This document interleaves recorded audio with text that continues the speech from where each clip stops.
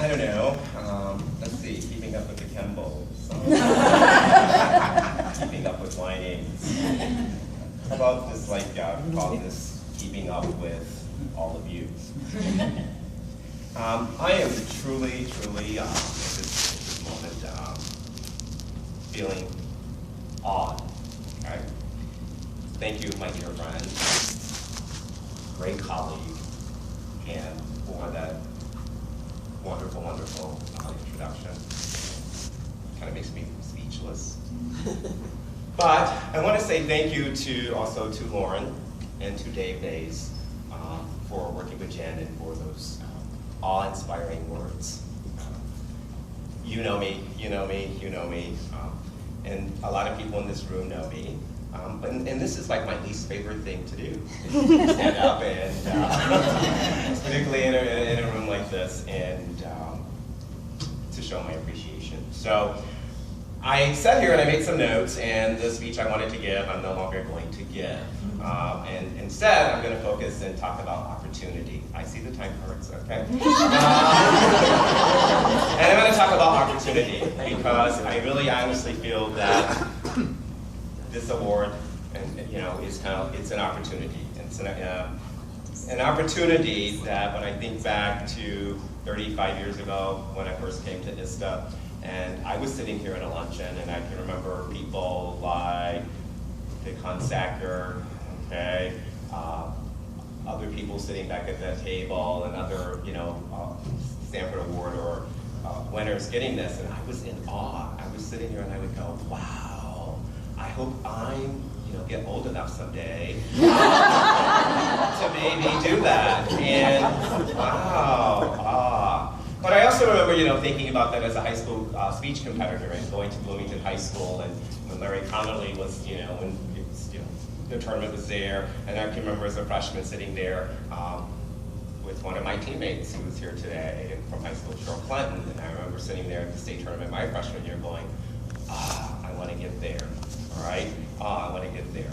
So I talk about opportunity, and here's what ICTA has done for me, ICTA and ICTA. It has given me opportunities. Opportunities to, when I come to the conference, I can hear stories from Marvin Kleinow, Dick Hunsacker, Doug Springer, Connie Link, because she got me here in the first place, right? We all got here because of Connie Link. Connie would say, I need you to do something. You go, oh, okay, Connie, yeah, right?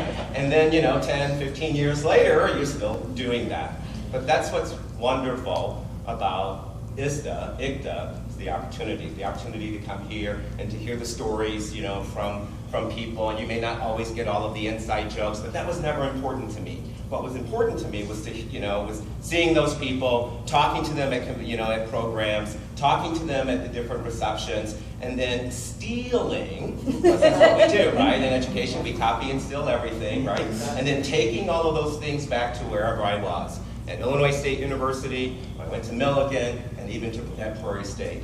Taking the ideas that I would hear from people who would come before me, people who were here with me, people who would come after me, younger people, younger people, all right? And taking those ideas back to wherever school I was, teaching, coaching, mentoring. The opportunity that ICTA has, given me is, it's just unmeasurable, all right? Because there's so many wonderful people here. And as I look out around the room, I see former students of mine, yay, and they're in education, yay, all right. I see people that I saw when I was in high school, Bob Nyland, I'll never forget this. You may have heard this the last time I got an award. And he was so well dressed, and I thought, wow, I hope that someday I'll have enough money to dress like that, okay? And, so I thank you. And of course, I have to thank Doug Jennings, and for so many things. But for always just being a great mentor, a great role model. I've modeled so much of what I do after you, and I met you when I first got to ISU, and you gave me that opportunity to really grow as a coach. And I can thank so many other people in this room. I'm on there, I see the 30 seconds, okay? If there's an opportunity to get stories, to go to programs, but most important is about people, right? And finally, None of us in this room do what we do because we expect to get awards. That's not why we do what we do. And we heard from our keynote speaker this morning that the reason why we do what we do is because we want to help people to dream those impossible dreams. Yes, we want to empower people. Yes, and we want to inspire the people that we empower to inspire others. That's why we do what we do. Because our school newspapers, our community newspapers, even our administrators, they can, get recognition or get information about this, about the award, but it never, ever, they don't really understand what it means. To me today, to be recognized by my peers for what it is that I have done in my little short career, still have a little more to go, means the most to me. And so I just want to thank you, because we never get to get recognized by our peers all the time for what it is that we do. Thank you. I am humbled. I am in awe, and peace be with you all.